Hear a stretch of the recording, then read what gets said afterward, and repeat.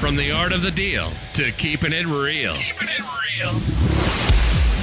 Live from the Simply Vegas studios, it's The Power Move with John Gafford. Oh, we're back.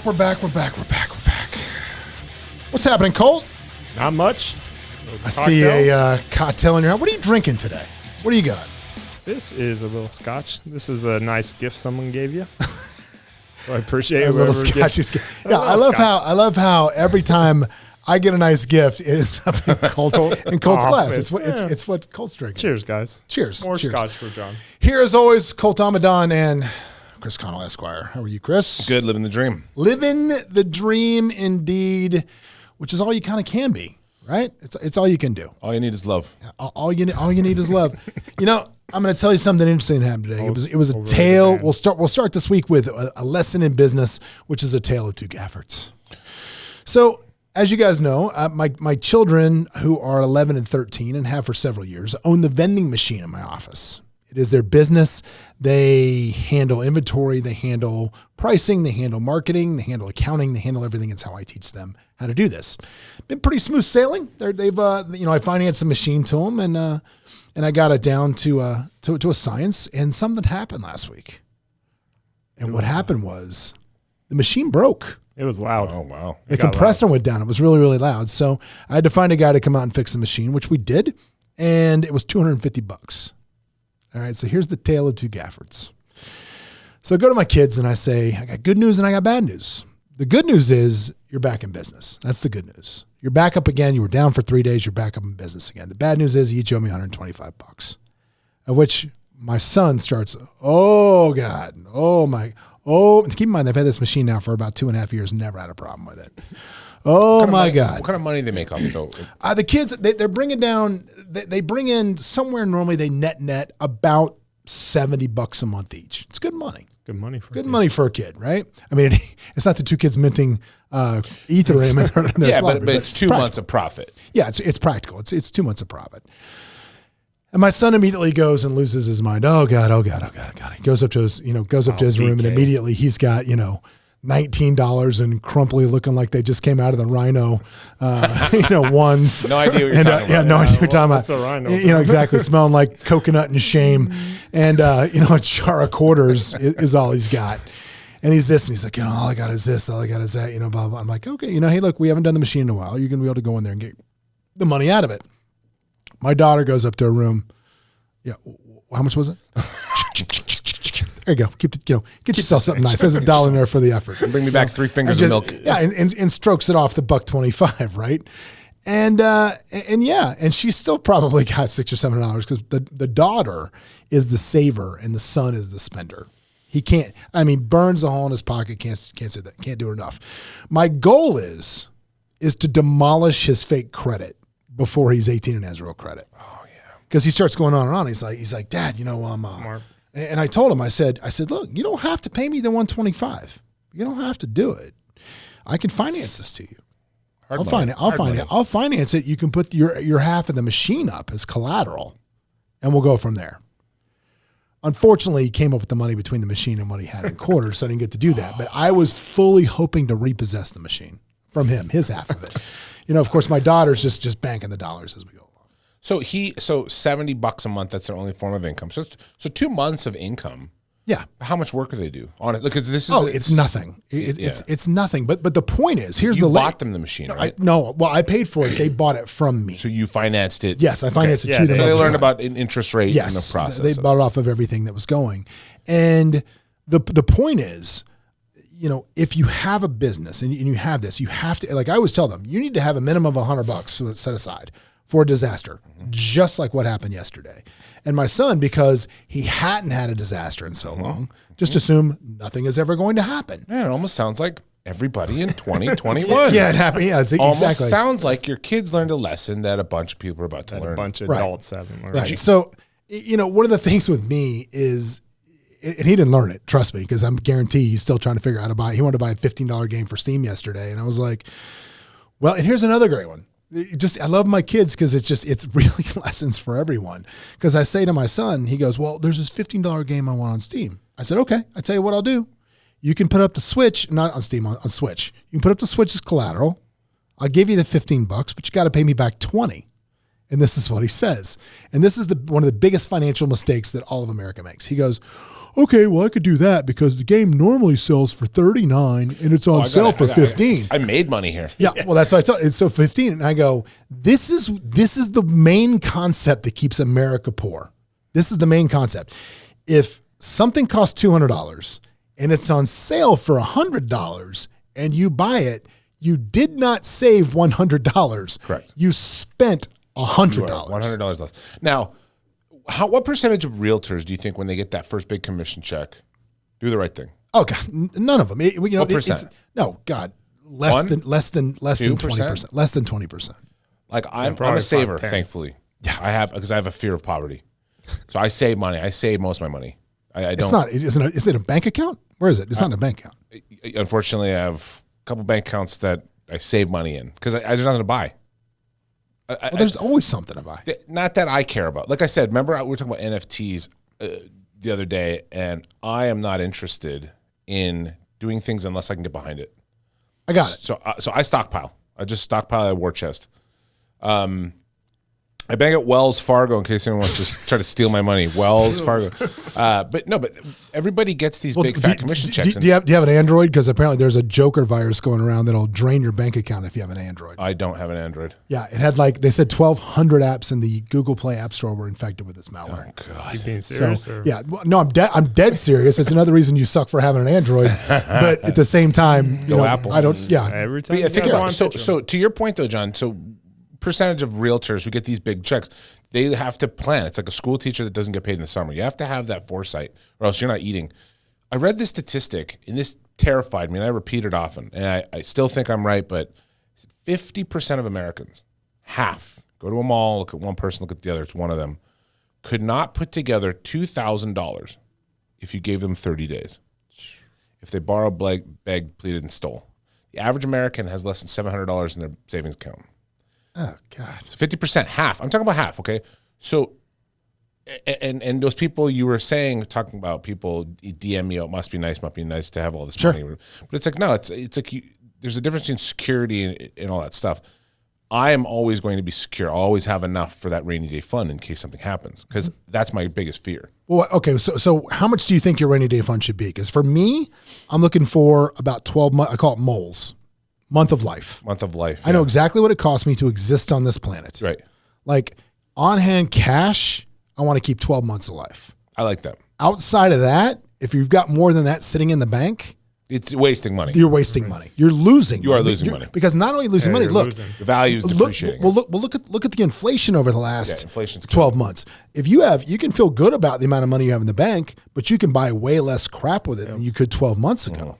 So if you're not getting that money out in a place that's working for you, it's crazy. And there's, the more high level dudes I hang out with, the more interesting it becomes where they put their money. Right. Like I was talking about that, all those guys had the same watch. It was an AP Royal Oak Offshore. This is a grip of money. These are $30,000 watches. Right. But here's the rub, right? The reason they all own it is not necessarily to flex a $30,000 watch. It's because that AP, they all paid $26,000 for it a year ago. They're going up in value. Sure. Like with watches, I've got a bunch of Breitlings is something that I have. They're not going up in value. I have sentimental value to a lot of them because they were bought for different things for me, but they're not going up. Right. Rolexes, great investment. They go up, yeah, I know. Yeah, you want to buy something, buy a Rolex because that's something you can flex, but it does go up in value. Right. And I think a lot of people, I think that goes back to what we talked about last week or 2 weeks ago about just not being educated, and we're not doing a service to our community and to our nation about education. Everybody real estate people always invest in real estate because that's what they know. Mm-hmm. But I'm like, well, stocks, real estate, stuff like that. But you meet these people like we met, these guys invest in, absolutely. It's next level. They are first movers though. Yeah, absolutely. And those aren't the people I'm talking about. Those aren't the people that if their transmission goes in their car that they're screwed for a month and have to go to Czech City. Yeah. That's the treadmill of life. Yeah. That's the treadmill that once you get on that, I don't know how often you get off. You can't get off. Well, again, but here's the thing: in the hustle mentality that's out there. See, I genuinely believe, like, for example, how did I learn about NFTs enough to buy them this week? How did I learn that information? I went to YouTube. Yeah. Right? Sean Kelly, who's the guy it's a guy that I bought his NFTs because he's just sent me a YouTube link. Like, literally the wealth of human knowledge exists on YouTube. It does. So I don't think you have an excuse. You can figure it out. You look at Gary Vee, who preaches, go to garage sales and flip, old video games, flip Beanie Babies, flip whatever you can find of value. I think there's a way to hustle. And I think poverty is a disease. I think it is as much of a mental disease. Communicable. Yes, it is. It's you can catch poverty. You can catch poverty. And I agree with that. And I think the internet is the great equalizer with that. I think if you have any type of a drive to get out of that situation, you can find the answer on the internet. I had this conversation with my friend the other day, Saturday night. Mm-hmm. I said to him, do you think that there's a person, take the dumbest person the dumbest, like if you were to put money on it, do you think that there's one person that you could find that would tell you that they are actually unaware of how to lose weight? No. Does one person not know how to do it? No. Does one person not know how people become successful? And I don't mean whatever. I mean, if you were to say, I'm going to hold a gun to your head, and you have to tell me one way that people get successful and what they do. And one of them can be working hard, one could be going to night school, community college, right? Gun to your head. If someone else is paying for it, what's a path to success? Do people not know what they are? I think it's interesting you talk about that, because I was thinking the other day is doing this and having the camera on as much as we have the camera on and having to have some sort of knowledge about topics and even speaking as much as I do. I've decided there's not really a whole lot of new information out there. No. Would you go to CES? Consumer Electronic Services? I would go to that because that's new practical things. But what I'm saying is, as far as the space of what I do, which is coaching, training, sales, people, psychology, those sorts of things, success, there's not a lot of new information out there. It's all the same. Like, what are the 3 keys that most pop songs are written in? What is it?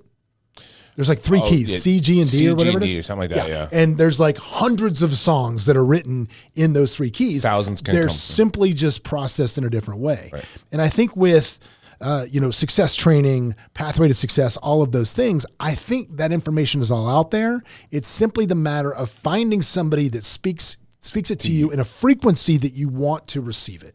Like, somebody might be watching this right now and be like, oh, fuck this guy. Yeah. I don't listen to this guy. It's not my frequency. I'm not your frequency. And I think if you're trying to help others like we are here, I think the best thing to do is just keep putting out a consistent frequency and you'll find your audience. Right. But do I think there's clues and information on how to become successful out there? Absolutely. That people don't know. They don't know it. And I think you have to put the effort to find the frequency that resonates with you to get the information that's out there. You have to try. You got to make it happen. So that was kind of my point. It was that we all know how to lose weight. It's just we're facts. People don't try. Mm-hmm. You don't put in the effort. You don't do that thing you know. So how much sympathy can you have? None of our guys are so good, though. They're just so good. But how much sympathy? At the end of the day, when people are always complaining about how hard it is to make it in America, and I hear the thing about... Talk to an immigrant. Yeah, exactly. They're all successful. Talk to an immigrant, yeah. They're literally all successful because they have a poverty mentality a lot of times, if it's refugee status or whatever. But they all do well because there's not entitlement. Yeah. And they do very well, right? And I'm not talking about just the doctors that come. I'm talking about people that are refugees. The guys in New York that figured out how to buy a medallion on a cab that's worth $100,000. They swim. Yeah. They are doing just fine. Yeah, they don't care. People that are born here that are entitled that have problems executing. Now, I'm not absolving, whatever, people responsibility for the problems we have here. Mm-hmm. But my only question came down to, if people know that the information's out there, what is that next level? It's just trying. It's just effort.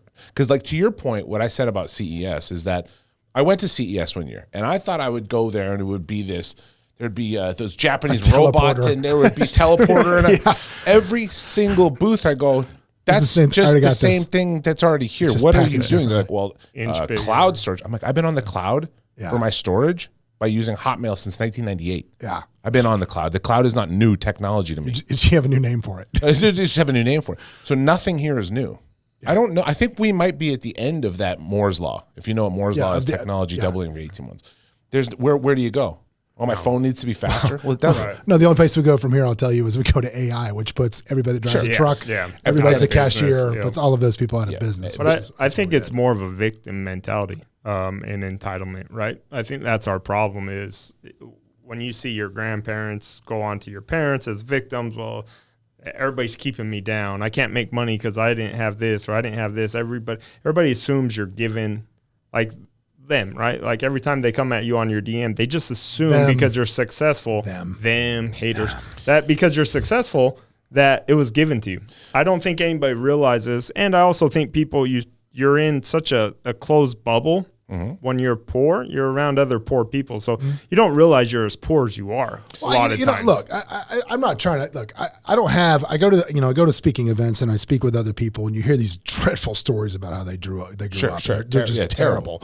And no excuse for it in a country. I by no means have any type of a story like that. I was grew up in a middle class family. My father was very wealthy, banged my mom out in divorce. My mom was struggling a lot at that time, and it was kind of weird because we lived in the nice neighborhood, but we were broke. Yeah. Like she got the house, but zero money to maintain it, zero money to buy anything else. And it was always kind of a struggle.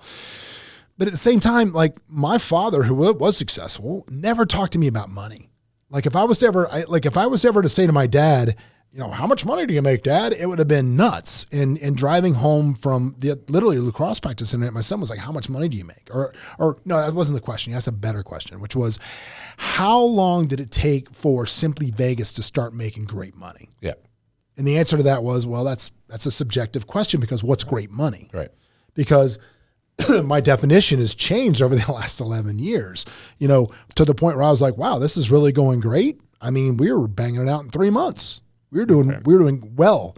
Now, if we were doing now and what we were doing as a company, as all of our brands combined. Growth is relative. Oh God. Success is relative. It's so everything successful. is. But being able to tell him that and talk about success, talk about money and talk about those things, I think, that's how you get away from raising entitled kids. You know what the problem is though too? And it's something that I'm not unsympathetic towards. Is that this day and age, we have this thing where we got 3 white guys talking in a room. One's a lawyer, real estate brokers, and then say white privilege, right? Yeah. And it's like, I get that. That's a real thing. Yep. I'm not trying to get political, but it is a real thing, right? Absolutely. It is a real thing in that the hindrances aren't there in a lot of ways that they are for others. But I feel that in spite of that, that's not really a barrier to success. If you have somebody in your life, right, that shows you that it's possible, that's where mentorship is absolutely invaluable. If you take people that are, like you said, immigrants, all these people, if there's somebody in your life that doesn't let you take an easy path or off the hook or makes you work hard or supporting you or giving you, not money. Money is the last thing you need to be successful. Yep. You need to have support, mentorship, somebody that gives a shit and gives you the information, right? So a good coach.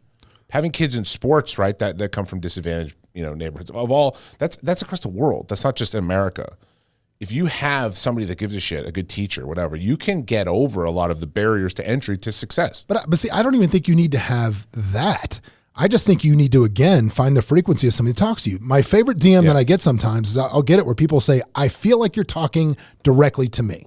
I feel like you are talking directly to me through the screen. And you're like, I am. I love that. And if you don't feel like when we give advice here and we give things to try to get people, motivated or going the right way or, better in business or better at whatever they're doing, if you're absorbing some of it as part of, okay, I'll take that's a good tip. Oh, that sounds good. Great. If you feel like we're talking to you, even better.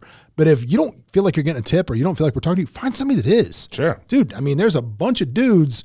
Andy Frisella, Ed Milet, that have unbelievable, podcasts that are just great. I mean, find somebody that talks to you. Right. Know your audience, find your audience.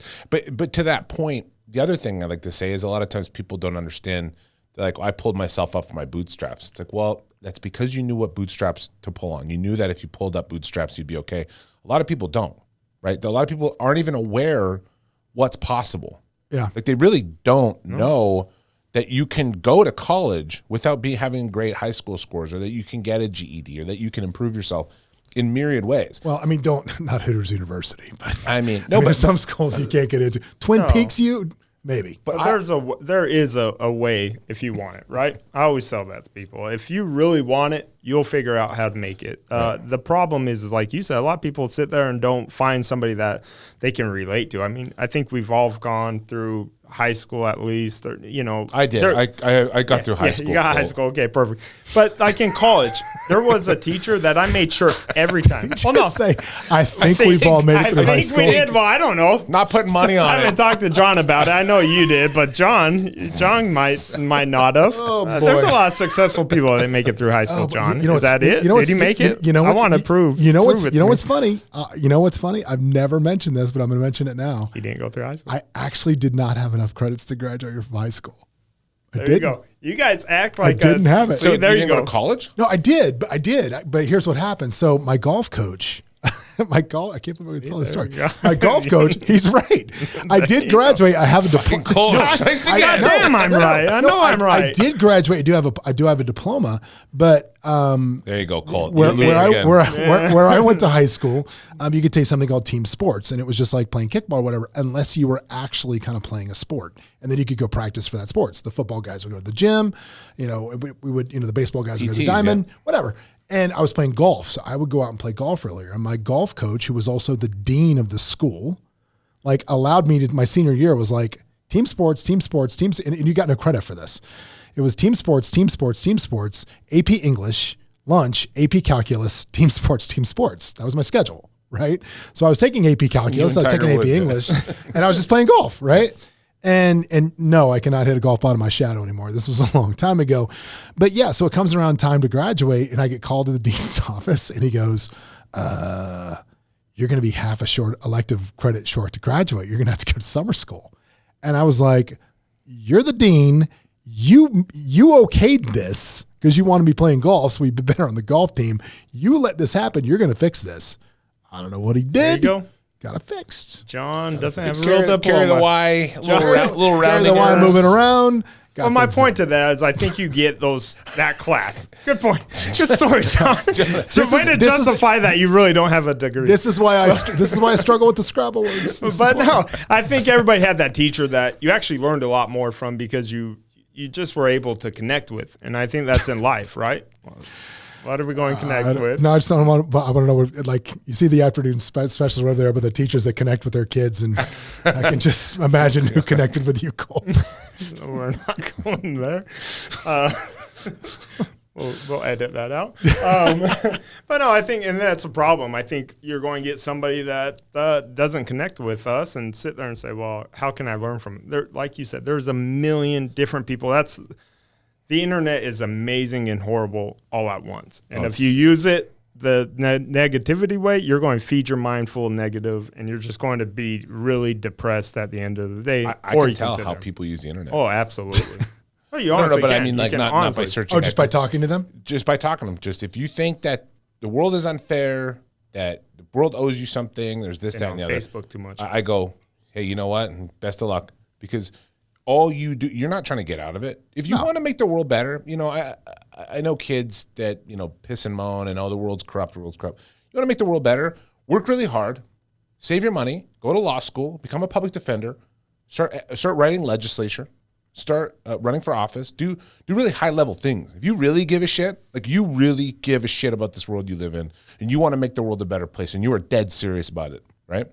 Take care of your body and your mind, work hard, go to law school, actually participate. But here's the thing: most people can't make their bed, let alone make the world a different place. And then they complain about why the world doesn't treat them in the way that they think they deserve to be treated. And I go, well, no.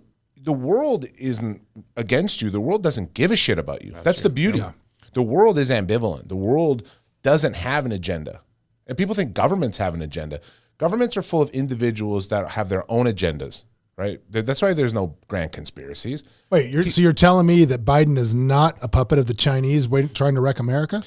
It's funny. It's like, I mean, I read that on the internet. I read that on the internet yesterday. People that have worked in government. I was talking to this guy the other day, high level guy, purple belt jiu-jitsu, works for the interior. He was on national SWAT team, like a really high level guy, like in government, and he had all these experiences. And I was talking about, governments and conspiracies, and he's like, yeah, I don't trust the government, not because I think they're against me. He goes, I work in the government. I don't trust the government because I just don't think they're that good at their job. Like it's a difference between incompetence and intention, right? So incompetence is frightening in its own way, but it's not like the lizard people that they're trying to hold. The lizard people. You never heard of the 12-foot lizard people that are running the world from a secret cabal? I mean, Colt tried to take me to Chica's Burritos one time. That's the closest I got to a lizard person. Difference between a lot lizard and a lizard. No, but the tinfoil hat people don't understand. The tinfoil hat people, conspiracy theorists, blah, blah, blah. They've never worked in government. Go work in government and tell me that you think that was organized to pull off basically anything. Go work in military. Yeah. Have this group over here in Kabul fighting against its own group because they can't communicate, even though they have GPS. They don't know that they're actually friendlies. Yeah. You think that we're at a place that is so perfectly organized and structured at the top that you will never get in, and then that's what's secretly controlling. Yeah. The fact is, you can't be a blowjob and get away with it. You can't be a president and get away with a blowjob because people talk. Everybody talks. Yeah. So did Epstein hang himself? So Epstein died, but that's not. So you can that's a good point. So here's the question: Epstein, obviously, is there a grand is there one of the conspiracy theories that you as a rational person kind of look at and Absolutely. go, maybe because I have one. Martin Luther King, I have one. JFK, no, it's not Epstein. And Epstein. Well, there's a lot. Mine's a little banana town. I'd love to hear you. I'll tell you. So I'm going to say this. Go ahead. Epstein's, when you go, okay, the camera went out. Yeah, that's fucked up. Come on, guys, don't be so obvious. But anyway, I don't think that there's not high level people that fell because he's going to talk. Yeah. I don't doubt that you can have a conspiracy of 2 or 3. Yeah. You can't have a conspiracy of 200, 300. That's why 9/11, it's an inside job. No, one of the guys that was planting bombs, this is going to get like totally edited and be fucked up. No. 9/11 was an inside job. No. Remember, it was. So you need... I just love how Colt saying, you know what the best day was? Best day ever. But if you had these guys that were tasking with planting bombs in the World Trade Center, right? And blah, blah, blah. Like one of them will be like, you give me $25 million or I'm leaking the story. Because that email you sent me, that it's like, none of this shit... goes undetected. I gotta tell you, there's one I take issue with. There's one. I've never heard this. It's crazy. There's one, and I gotta tell you, I feel like a lunatic even believing this, but part of me's like, space is fake. Land on the moon landing. I struggle with the moon landing. That's number 4 for me. Then here's the thing. Literally, we landed on the moon with the computing power of what's in this phone. Sure. All right. Yeah. We've never been back. Right. Yep. Which seems a little odd. Doesn't to me at all, but it doesn't at all. Okay. And there's all these scientists that say literally you would need like a 6-foot lead suit to avoid the radiation coming off. Kuiper ring or whatever that is. Yes, whatever that was. So I've heard people talk about it. I am a pilot. I study aviation. I don't think it takes a lot of technology to get to the moon. It really doesn't. Like, candidly, it's very simple space mechanics to get there. And we're going to do it. There's no reason to go to the moon. It is literally useless. And the cost to get there was fucking crazy. Like, it was so not worth it at the time. It is now because of all the stuff that spun off it. I love that. I love that you're like still. I'm listening. Okay, but no, dude, you're saying worthless. I know it's banana. There was like 40,000 people that worked at NASA or something. None of them are like, they're all like, yes, that happened. But to me, I go, maybe the way messages were delivered, I've heard some people talk about it because I go, I don't think getting to the moon was our problem. I think maybe some of the video footage of it was recreated maybe. Some of it looks a little weird to me. I don't care enough to be conspiratorial about it. No, I mean, dude, I'm not sitting in a basement with like, news clippings with like the yarn on the strings connecting all over the place. If it came out, I'm not doing that. They said, we never landed on the moon. I go, okay. Yeah. The moon is literally just a rock out there. At this point, I mean, they announced aliens are real like a year ago. And it didn't even make a blip in the news. Yeah, we don't, I mean, not even a blip. But when we do that, I go, okay, what is that? What's the point? It's like people with the earth is flat. Let's say it's flat. Okay, that's just be a moron. Okay, it's flat. And control. Oh my God, that's how you think they would control it. Yeah. You guys, this doesn't do anything. Literally nothing. How could you believe that when you're up in a plane, you can see the curvature of the earth? I obviously fly in an airplane. Yeah, it's pretty simple to see that this is real. What about JFK? I think JFK. It's a little weird. But, Yeah. Martin Luther King. But what do you mean, like the conspiracy? Like, yeah, the mob was probably involved. So what? Yeah. That's Like, conspiracy. yeah, by definition, it's conspiracy. I mean, yeah, people conspire to do all sorts of. There's all kinds of conspiracy. The CIA has blown up foreign leaders in airplanes. There's no shortage of us doing fucked up shit. Right. But to say like, but so what's the point? Like to me, a There's conspiracy, gotta there be a has to point be behind it. like something else. Like the Because drugs. this- That's bigger than this. that. Yeah. Like the drugs is a perfect example. CIA and CIA, Oliver North FBI, moving crack and stuff. DEA, I all don't that doubt stuff. that for a second. Oh, That's- absolutely. Well, it happened. That'll I happen. don't. All right. Well, stay tuned, guys. We'll be right back in a few minutes when we will actually make Colt mentally do the milk crate challenge right on air. Let's see how that goes. We'll be back in just a minute. Yeah.